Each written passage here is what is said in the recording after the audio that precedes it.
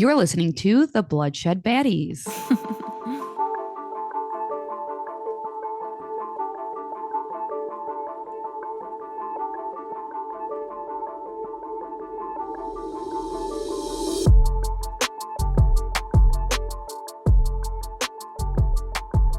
Hey, I'm Lex, And I'm Sam. and we are the Bloodshed Baddies. Oons, oons, oons, oons. Bloodshed Baddies. Batty, batty, batty, batty, batty. Hey, Sam. What up, Lex? How are you today? I'm not too bad. What about yourself? Did you do anything fun today? All I really did was get my hair did. That's nice. What about you? I had a doctor's appointment this morning, and then I went to work, and then I worked out, and now I'm here. Very exciting. I know, crazy. So I want to know, Samantha, what dead Greg's recipe did you pick?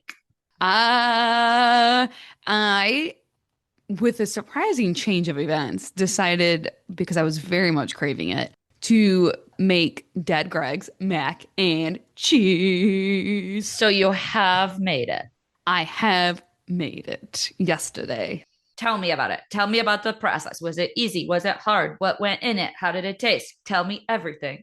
It was longer than I thought it was because I definitely should have looked at it before.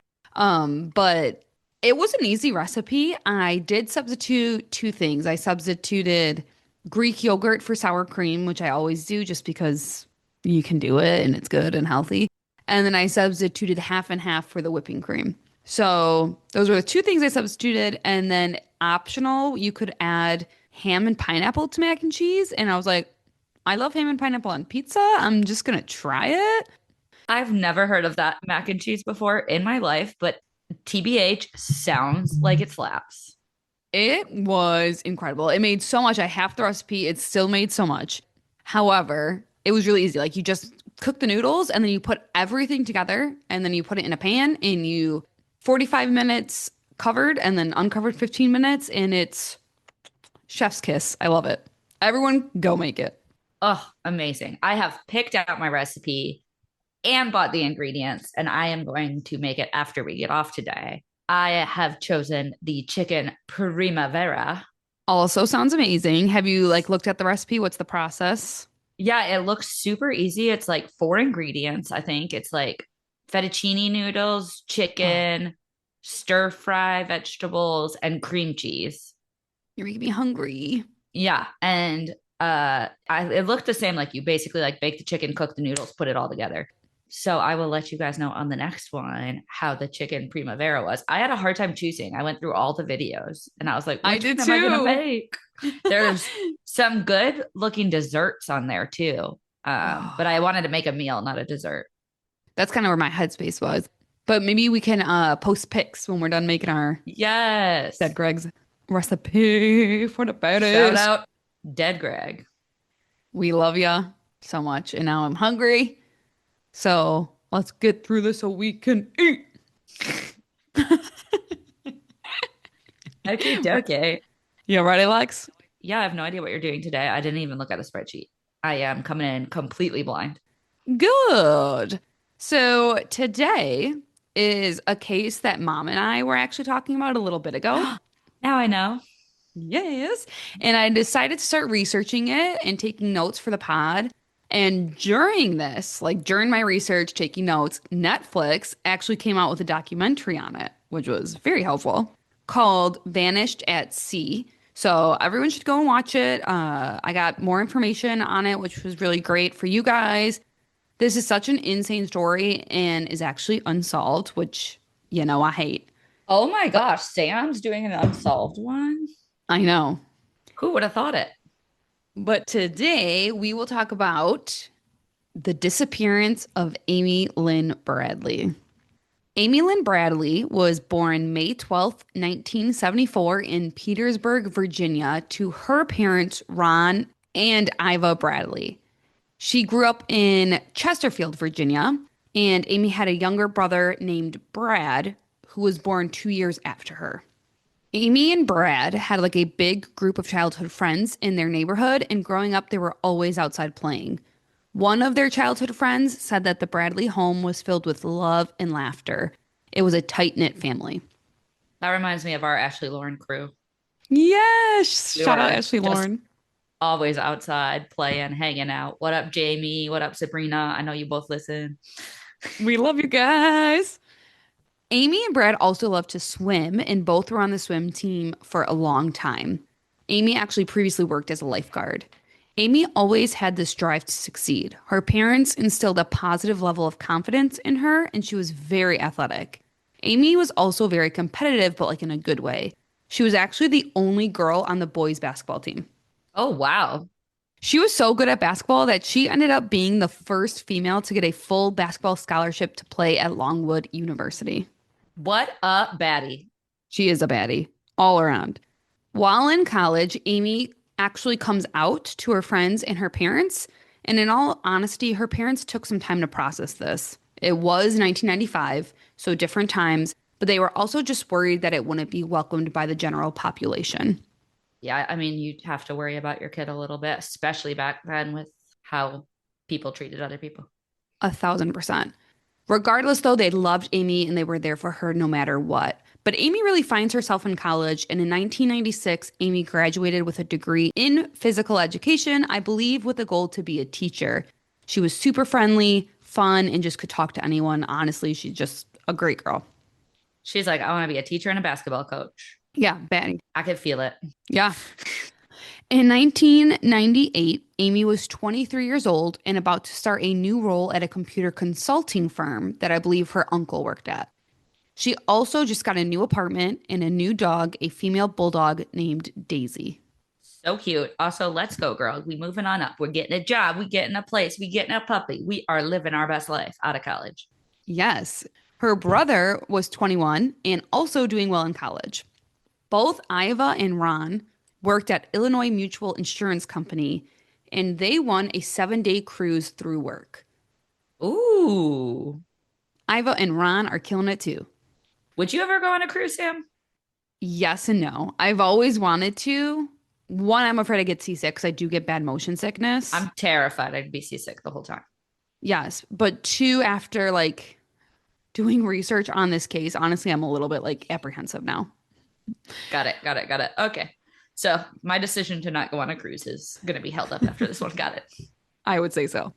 But Iva and Ron are elated when they find out that they can bring their children.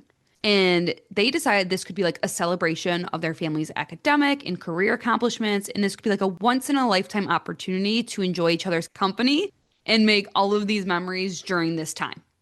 That's so cool that they get to bring their kids. That's Yeah, like, and that's not like they have like, they're like, oh, you have little kids. You can't leave them home alone. So we'll pay for them. It's like our kids are grown adults and they still get to bring them. That's cool. heck yeah. Amy was actually kind of like us, a little apprehensive when it comes to going on a cruise. Even though Amy loved to swim, she didn't really like open water or big ships. But her brother was like, hey, I've been on a cruise before, calmed her down, and then she felt okay about it. So on March 21st, 1998, the family goes to Puerto Rico to board a Royal Caribbean cruise on the ship Rhapsody of the Seas through the Caribbean. I love Puerto Rico, even though I spent most of the time I was there barfing, but that was not Puerto Rico's fault or my fault. Just happened to get sick the first day I was there. We were only there for 3 days. So Lovely. The cruise was scheduled to stop in Aruba, Curacao, St. Martin, and St. Thomas. I want to go to all of those places. Literally same. Rhapsody of the Seas is a huge cruise ship, and like almost 3,000 people are on the ship. Amy and her family had a room that they all shared on the 10th floor, and it had a pretty tall balcony on it. The family is enjoying their vacation, and after 2 days at sea and seeing Aruba, the ship was scheduled to arrive in Curacao early the next morning. That night, the family goes to this very fancy dinner. Amy and her mom dress up in formal dresses, and her brother and dad dress in tuxes. Ooh, Yes. Amy is looking gorge. They enjoy this nice fancy dinner. And honestly, the wait staff is like flirting with Amy to the point that the family is making jokes like, if anyone needs anything, just have Amy ask because they'll bring it right away. got it. After dinner, the family go and they change into casual clothes and they go to the top deck to party. At 1 in the morning, Ron and Iva, Amy parents, are like, hey, we're going to sleep. We love you. Good night. And the parents go to bed. Partiers running. I've up till 1 a.m. Let's go, babies. I know, pretty impressive. We have to remember here that Amy is 23 and Brad is 21. So they're like prime partying time. Oh, to be young again. And it was also said that Amy did enjoy herself a good party. I believe she had around 7 light beers that night, according to the bar tab. But this did start at 6 p.m. And I was going to say, it sounds like it was over a long period of time. yeah, so nothing too cray cray. But Amy and Brad, they keep partying when their parents go to bed. And then they go to a dance club, which was like a disco. Brad and Amy are doing their own thing, but they're at the same place. Brad is talking to some girls. Amy befriended some crew members and some others as well. Again, Amy's known for being able to have a conversation with everyone, so she's just being herself, talking to everybody. She's just chit chatting it up. Yes, there is video footage of her also dancing at this event. A little after 3 a.m. on March 24th, Brad goes and tells Amy that he's also going to go up and go to sleep and makes his way to the cabin. 3 a.m. and this girl's still partying. I mean, back in the day, yeah, but whew, I was going to say 23-year-old Lexi could definitely do yeah. that. But 34-year-old X, not so much. So about 20 to 30 minutes later, at around 3:40 a.m., Brad is on the balcony and Amy comes home and joins him out there. Okay. They sit on the balcony and finish their drinks and discuss the next day activities at Curacao. Amy also brings up that the bass player from the band, he goes by the name Yellow, made a pass at her. Yellow. Okay. After they talk for a bit, Brad is like, I'm tired and I'm going to go to bed. And Amy said she was going to stay on the balcony and enjoy the breeze because she wasn't feeling too well. Sometime around 5:30 a.m., Ron, Amy's dad, woke up and he went to check on the children and saw his daughter, Amy, asleep on the balcony. He said, quote, I could see Amy's legs from her hips down. She looked like she was resting comfortably. I dozed back off to sleep. The balcony door was closed. Okay. He woke up again about a half hour later and had a funny feeling Oh no. and saw the balcony door open about 14 to 16 inches, and Amy was gone. Her cigarettes were also gone. Okay. It was weird for Amy to leave without leaving a note or letting someone know, but her dad thinks maybe that she is smoking on the top of the deck since her cigarettes are gone and maybe wants to see the sunrise from there. Also weird for her to like leave the balcony door open. Yes. But with the funny feeling he was having, Amy's dad decides to go and look for her. He searches everywhere on the ship he can, and he can't find Amy anywhere. He rushes back to his wife and son. This is around 7 a.m. The family quickly alerts the ship's crew, and they request that passengers be prevented from disembarking at Curacao. And they also ask for a ship-wide announcement. Pretty reasonable requests. Very reasonable request, in my opinion, but I have a feeling based on how you said that, they're not going to do that. Well, Lex, the security director man is like, I won't do a voice page at 7 a.m. because that could be intrusive to the other guests. Okay. You know, it's intrusive to my vacation, my daughter being missing off of a cruise ship. That's literally what I thought. He says, keep looking, and if you can't find her in a half hour, come back and I'll make the announcement. Okay. Still think he should make the announcement, but I can deal with that compromise. Can you deal with this one? Security also tells the family there are around 2,400 people on the ship that paid a lot of money, so they are going to dock and let people off at Curacao. So I get both ways because, like, what if she was just like, I'm not saying this is what happened, but like, what if she just like went into a crew member's cabin or another guest cabin and like was hooking up and didn't tell her parents? And like, what if she was just doing something she didn't want her parents to know? Like, it is crazy to think like, oh, we have to stop 2,999 people's vacations for one person. But I feel like we could say, like, before people get off, we're going to do like a sweep. Yes. So the ship staff ends up delaying the announcement until 7:50 a.m. after many passengers had already left the ship for the And day. no, no, no, no, no, no, no, no, no, no. You do the announcement first before anybody leaves. Any chance of quickly locating Amy passed. What's the point of doing it once everybody's off? Wait, and you won't make an announcement at 7 a.m., but most of the people are off the boat at 7:50 a.m.? Yep, That doesn't make any sense. Senseless. completely. Now, at 9 a.m., again, after many people left the ship, the cruise ship does a full ship search for Amy. They look in rooms, closets, etc. Basically, like how it works on a big cruise ship like that is people have certain locations. Like crew members have to search their own rooms and then like search other people's rooms, things like that. So Maybe crew members should search each other's rooms. you would think, Maybe not search their own rooms and say, check, no one in here. yeah. So it does still take a decent amount of time, but quicker than you would think of like one person doing this. Mhm. But after they search, they inform the family that Amy is not on board. Because, like, she could be, we needed to do this before anybody got off because she could have gotten off. Exactly. I can't imagine the feeling that the family had. Because of this, local authorities are called in. The family is told they have two choices. One, they can stay on the ship, or two, they can get off and search for Amy on their own. So the family goes ashore and they search for Amy and they go to the American embassy. Then the Marines, Navy, and Venezuelan Coast Guard do a search of the surrounding waters to try to see if she possibly jumped or fell overboard. Okay, that's good. That's good. That's progress. They are also given search grids to search, and after hours of searching, Amy isn't located.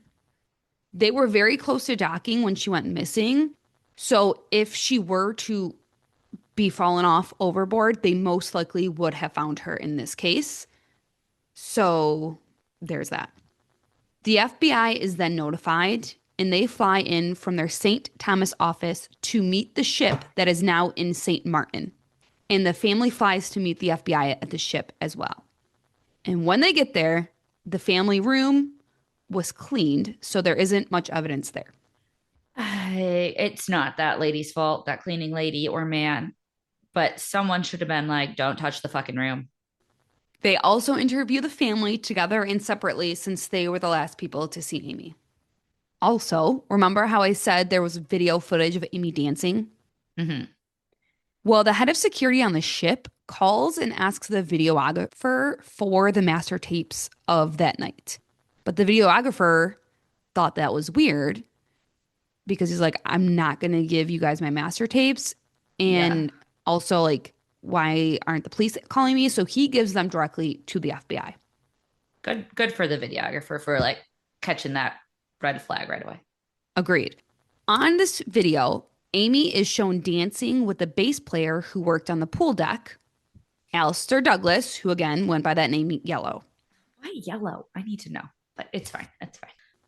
Now, there are two girls on the ship, and they said that they saw Amy and Yellow going up on a glass elevator to like a closed club around 5 or 6 in the morning, which would work with that timeline.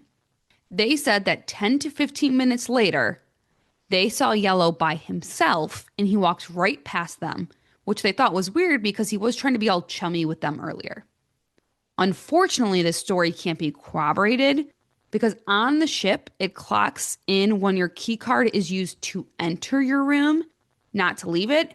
And these girls forgot their keys and had to knock on the door, and one of the mothers let them in. So there's no record of them out there during that time. Oh, that sucks. Several other passengers did later come forward stating that they saw Amy with Yellow that night. One witness even said they saw him hand her a dark drink. They saw him hand her. Okay. Correct. But she So, was drinking light beer, so that would be weird. correct. I mean, not that you don't mix or take shots or whatever, but Still, also like eyewitness, is that really reliable? Who knows, right? yeah. So, as the family Brad, Ron, and Iva are trying to put things together, figure out how to find their daughter. One thing that stands out to Amy's brother is that Yellow actually came up to Brad, again, Amy's brother, and said, "I'm sorry to hear about your sister." But Brad thinks about it and realizes this was when his family was searching for Amy before the ship announced that they were looking for Amy. So before the shipwide announcement. Hmm. So, again, how would Yellow know she was missing, is what Brad's saying. Yeah. I mean, well, right now, all signs are pointing to yellow. The FBI does talk with Yellow, and he seems very nonchalant and like comes out of the interview with a smile and a thumbs up. But Yellow claims he knows nothing about Amy's disappearance and passes a lie detector test. He gives a thumbs up when he comes out of the interview. I guess. That's fucking weird. Yeah. So again, the families keep thinking of everything. And another thing that is odd to the family is that after the fancy dinner, they went to look at photographs that the cruise ship takes, and you can like go and look at these printed photographs and like buy them. And when they walk in, the guy printing the photo recognized Amy and was like, "Oh, your guys' photos are right over here." And when they walk over there, all of the photos with Amy in them were missing. What? And the man was like, "Did someone in your group already pick these up?"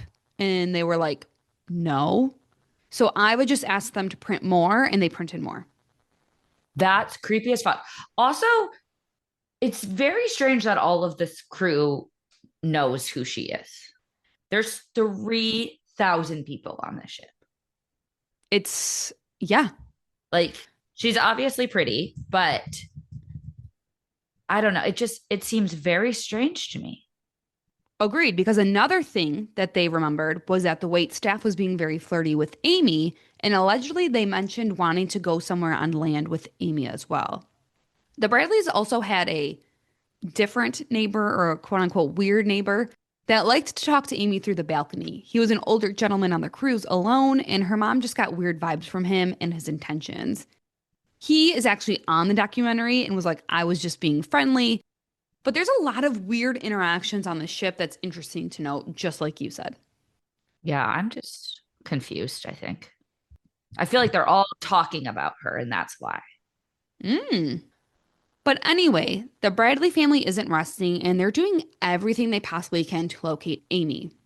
So, 2.5 weeks after Amy's disappearance, Ron and Brad go back to Curacao for a press conference, and Amy's mom stays home to man the phones.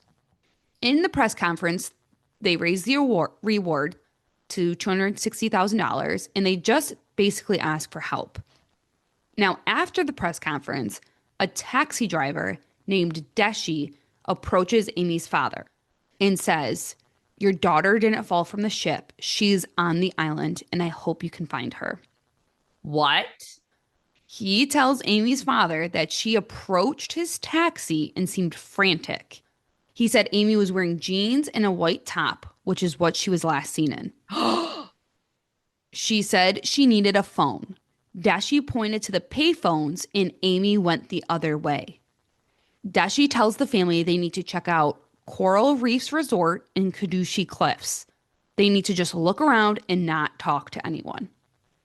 If this cab driver is telling the truth, then like, what a fucking guy. If he's not, what a fucking asshole. Yeah. Ron and Brad go, but with a police officer who said it wouldn't be safe if they went alone because these places are owned by different mafia groups. They also check out shacks and whatnot and are driving down these windy roads that are wild for part of the night.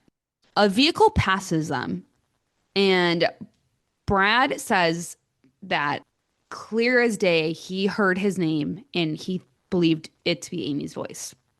So they turn around and they follow this vehicle for a little bit. And once they get to the vehicle, Amy is not in the car. So just a complete disappointment for all of them. On their way home, while waiting in the Miami airport for their connecting flight, they get a call from Iva.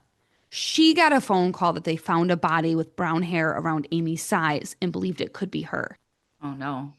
Dutch authorities do a series of tests and realize it is not Amy. But I can't even fathom that like emotional roller coaster. I was just gonna say, like, maybe we do the tests first before we call a parent and say we found a dead body and it might be Amy's. Yeah. And then after like the dad and him searching and hearing from the taxi driver and thinking they heard her. And then, oh, now it might be her body. Like, the poor family. Once all home, again, the family is doing everything they can to get the search going.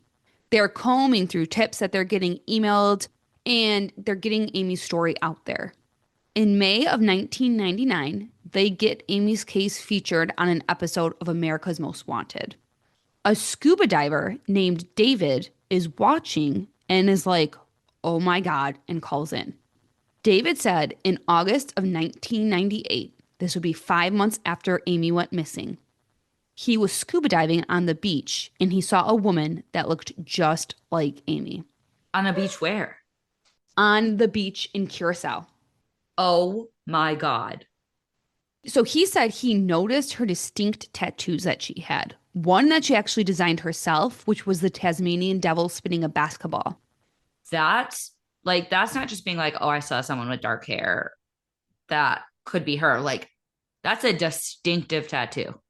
And he says he distinctly remembers this because he ran, like, you know how you run into people sometimes? Like, he ran into her, and there were two other men with her. And it seemed like she was about to say something to him, but one of the men pulled her away and gave him like an evil death stare. So it stuck with him. David's like, that's the only reason I remember this interaction. Oh my gosh. So David agrees to meet the Bradleys in person and talk with the FBI.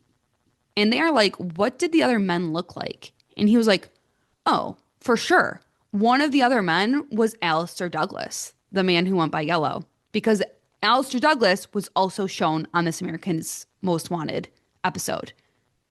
I'm sorry, I forgot that everybody can't see me. I just have my hand over my mouth right now because I'm shooketh. Yes.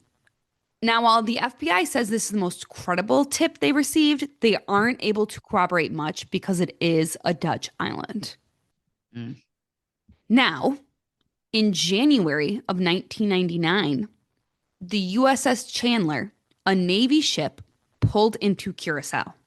A Navy man went out and stopped into a shady bar slash brothel that he knew he wasn't supposed to be at.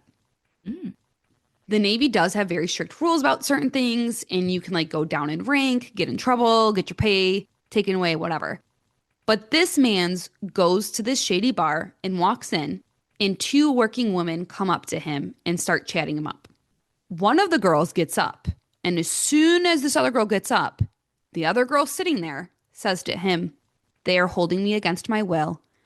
I owe them $200 and they won't let me leave. My name is Amy Bradley. Oh my God. Allegedly, from this man, she left the ship on her own to score some drugs and now was stuck in this situation. Was Amy known to do drugs?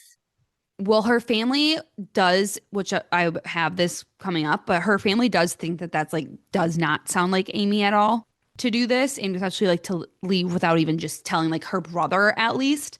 So I don't think so. From the sounds of it, she did. I could be wrong about that, but they seem like that is a weird part of the story. Okay. But this man did appear on the documentary, and he said that he has heard a lot of stories from working women during his life that can't be trusted. So he left and went about his merry way, afraid to say something in fear of getting in trouble because he was 2 years away from retirement and also not even sure if it was a true story. That's so frustrating. Also, I keep forgetting people can't see me. I just am covering my eyeballs because I'm just frustrated. It's so frustrating. In 2001 or two, though, he sees Amy's photo in People magazine and is like, oh my God, that was the girl and that is Amy Bradley. Oh my God. So this man's finally tells someone. The FBI did do a lie detector test on him and he passed, but again, they couldn't corroborate his story. They tried to go to this bar or brothel, but it was burnt down. Like I said previously, her family doesn't think the story of her leaving to score drugs makes much sense at all, but they do recognize that he does seem like a legitimate witness. So just to put it out there. I mean, maybe like she wasn't personally trying to score drugs, but maybe like Alistair was getting drugs and he was like, come onto the island with me And she was like having fun with him and like, yeah, and then realized he was like trying to buy drugs and got mixed up in something.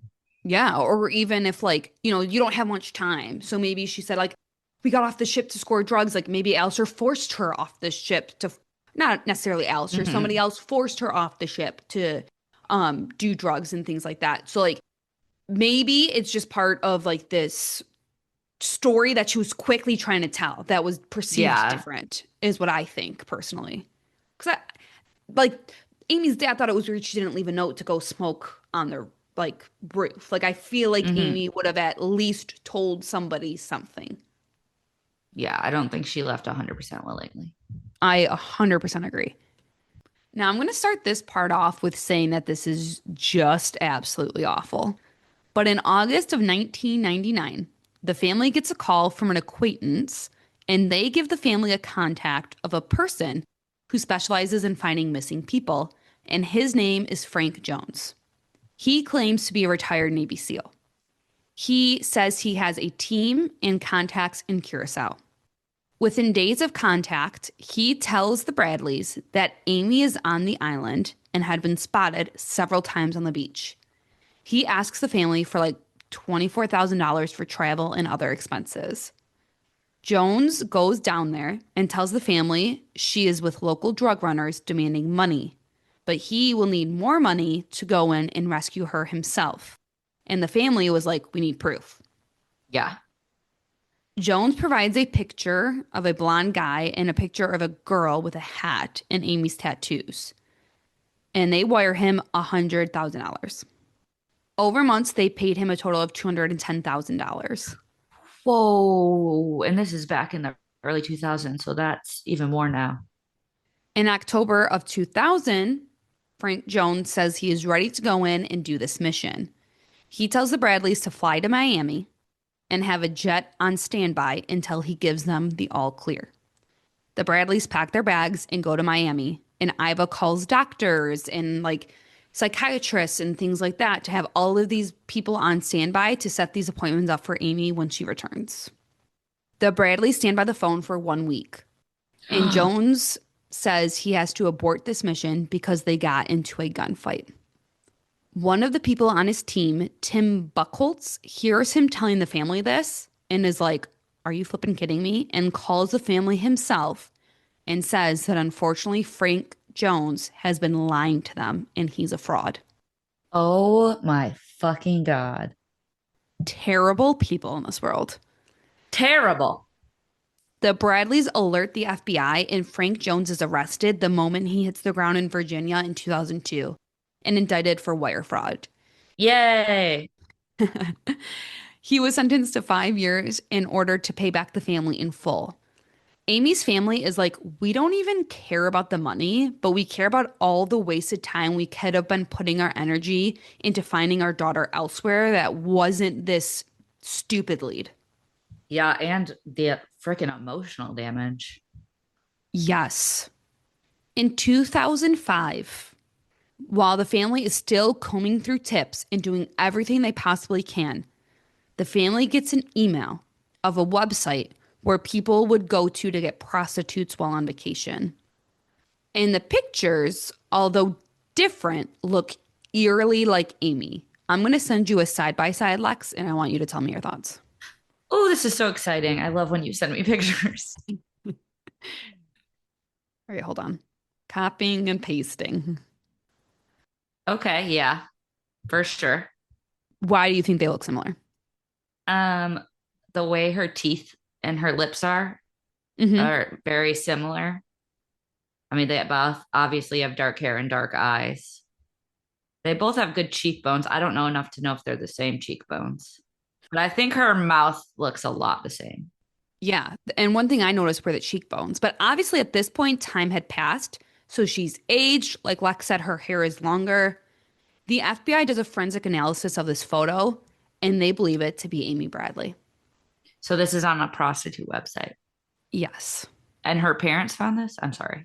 They were emailed a tip. So like Oh, a okay. anonymous person emailed them this website. And this website is specifically for like people who go on vacation to find prostitutes. Cool, cool, cool. Is it like in Curacao? So the website was actually based in the Caribbean. So like wherever you are in the Caribbean, Oh, cool, cool, cool, cool.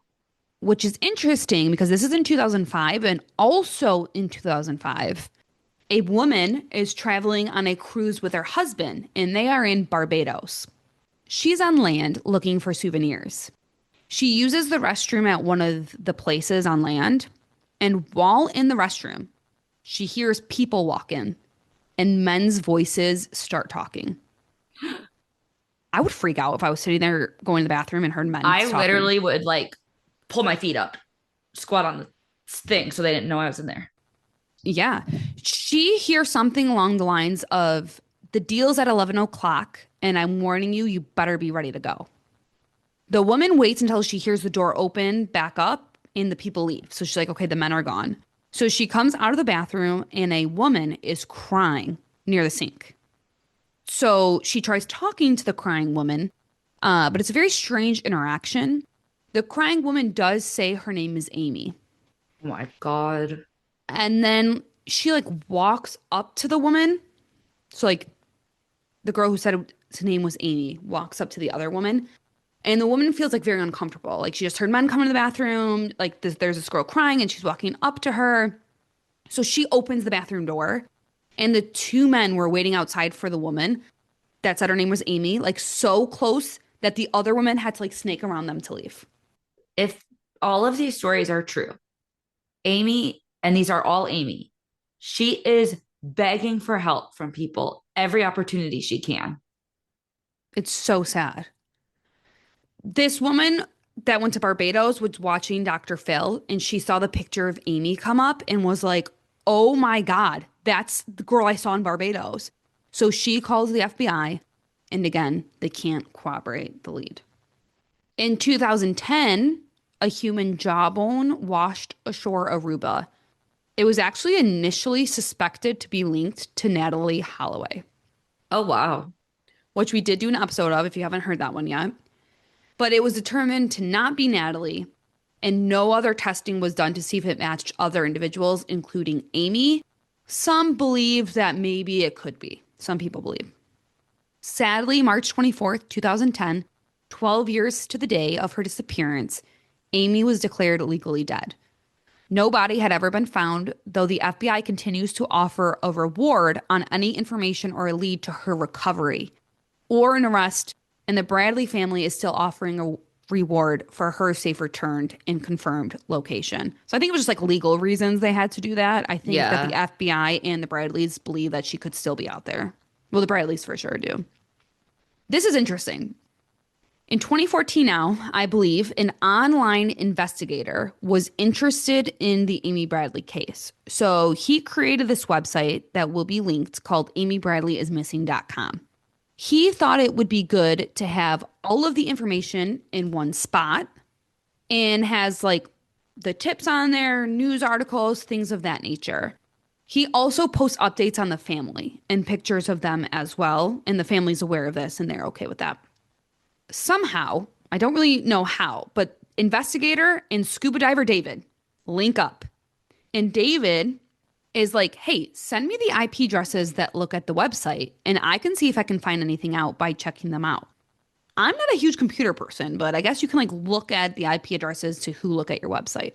From scuba diver David looking at these IP addresses, there is a certain IP address that views the website the most. And this is an IP address that is from Bridgetown, Barbados, What? where that last sighting of Amy was. This IP address will spend like 45 minutes looking at the website, especially on holidays, birthdays, and anniversaries. What? Now, they have two theories about this. One, it's someone involved with what happened to Amy and feeling guilty and visiting the website to see if there's any more leads, etc. Or two, could it be Amy herself? Oh my God. Yep, because they post those updates on the family, and this person will spend like 45 minutes on one page. Although people do question if Amy had access to a computer, why wouldn't she email or reach out to her family? But other people argue like she could be in a position where she cannot do that. Yeah. Like, say she had kids during this time, or like her family was being threatened. Or look Um, at like the case we did last week with Colleen, and she was allowed to go home and stay the night at her parents' house, and she still did not tell them the truth of what was going on because she was so afraid of her captor.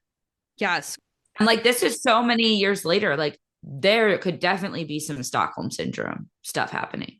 1,000% great connection that I didn't even think of, but that's so true. It could just be manipulation that she's not reaching out. I'll end this though with the three main theories, basically just to wrap it up. So, theory one would be accidental death or suicide. This one seems unlikely. For one, no one believes Amy was in that state of mind. The balconies were like super high up. She was a great swimmer. Nobody had ever washed up or was found in the search. And even more so, the FBI did put out there that they did not believe that this was the case. Yeah, I don't believe that for 1 second. I agree. The time window is also just so, like the dad saw her and then like what a half hour later woke up. Around, yep. I mean, I know things can happen in a half hour, but that seems like too short of a window, 1,000% agree. especially if she was sleeping the first time he saw her. Yep. The second theory is foul play on the ship. She had those strange encounters on the ship with her neighbor, the waitstaff, Yellow, etc. Some people believe foul play happened on the ship and then she was possibly thrown overboard. Again, though, no body washed up, and they did do that search of the ship. However, it was super late. Also, quickly, speaking of Yellow, his daughter actually appeared on the documentary. He's got kids. A daughter, and she called her dad, Yellow, on the documentary and was like, just tell me what happened. And he seemed to get upset and was like, I don't know anything. The police cleared me. But the daughter seems to think differently. So just interesting. Really? That says a lot if your daughter thinks differently than you. I I'm going to agree. go down a freaking rabbit hole on this case, Samantha. This is a good one. What? As of March 11th, 2023, Alistair Douglas, aka Yellow, is now an ordained reverend. This is your life? That's what it says on this Amy Bradley is missing page. Well, then I really hope he wasn't involved because I don't love that. But the last theory would be human trafficking. Witnesses saw her later on. The photo online of the woman, the Navy man who said he saw her, all of these sightings that seem legit and just don't add up. I definitely lean towards that just because there were, and I know all of those people can be lying. Like she might be dead, like, and she might have been dead since the beginning because people do lie and people try to get into it. But like, I think the tattoo thing does it for me because you would remember that tattoo, especially in a weird encounter like the scuba diver guy. I believe that he saw that. And I think it all kind of adds up to that. I also think, like, why would this Navy man say he was in a brothel? You know what I mean? Like, if it wasn't some juice to it. Like, again, people can lie and he could still be lying. But I really do believe the people who say they saw her, to be honest. And they all appear in the documentary that you guys should go watch. Another thing that I'll put right here, but I'm gonna be honest, I didn't do too much research in it on it, and when I quickly Googled it, it did say it was recanted. But I believe recently her brother Brad appeared on a podcast and said that he also thought Scientology could be involved because there were some people on the ship like that. But I don't know if that was made up, if that was AI, but if you've been following the case, you may have seen that. So like I didn't want to just not put it out there. Mm-hmm. Seems unlikely. That's kind of where I'm at. But the whole Bradley family does have a gut feeling that Amy is still out there. And honestly, I think she is too. Gut instincts are so important. So any information, big or small, could be so helpful to this investigation. If you were on the cruise ship or have been to Curacao or Barbados or possibly anywhere in the Caribbean and saw Amy Bradley, you need to let the FBI know. We'll post pictures on our socials, But I think this family deserves more than anything to be reunited with their daughter. But at the very least, they deserve answers. So please, please, please, please get the word out there and let's help this family out. Wow. What an insane case. It definitely can bring you down rabbit holes. And like, it's just so scary to me that it was like at the most this 30-minute window of her just getting up, possibly to go smoke on the deck, like her dad say, and then something happened. And I just think it's so sad. And this family is not stopping. This family is doing literally everything they can to keep the story out there, to find Amy, combing through the tips. So I just really, really hope that we can find her and find answers. Me too. Oh my gosh. This is one of those cases that I'm like, I want the answer. I want the answer right now. Yeah, you love an unsolved, and I feel like this is right up your alley of like you would love to deep dive. Go watch that Netflix documentary. I'm It's good. going to. Hmm. I usually don't watch it like when you explain it to me because I'm like, oh, if Sam told me everything, but I want to like hear all the nitty gritty of this case. Yeah, you can see the families, you can see the witnesses, you can see Alistair's daughter. Like, even if you heard this, and I do, use a lot of it, but not all of it. So definitely go watch it. And then this Amy Bradley is missing website is very cool. It's broken up very cool. I think I'm going to spend some time on this week. Also a great resource and like very nice of this guy to like put it together and then him and David to like tag team and look up the IP addresses. I just think that there are a lot of people who do want answers and I do think it's possible. It just is going to take one person who saw her and can corroborate something. Yes. Yeah. Whew. Okay. Well, thank you so much for listening. Please, wherever you're listening to us right now, give us a little follow, give us a little review, say, we like it. Hopefully, if you do. Um, you can also follow us and chit chat with us on Instagram, TikTok, Facebook, and the YouTube. Yes. Send us an email also. You can chit chat with us there or give us a case suggestion or tell us a cool story to bloodshedbaddies@gmail.com. Our intro music is made by the amazing cousin Vinny. Tell a friend, tell your dog, tell your cats, tell your birds, tell your hamsters, tell your guinea pigs. And tune in next week for a Lexi episode. I'm doing something very different next week, Baddies. Oh, yay. It's technically not true crime, but I really want to talk about it. So I'm going to do it. Oh, God. Tune in with me, baddies. Love you guys. Bye bye.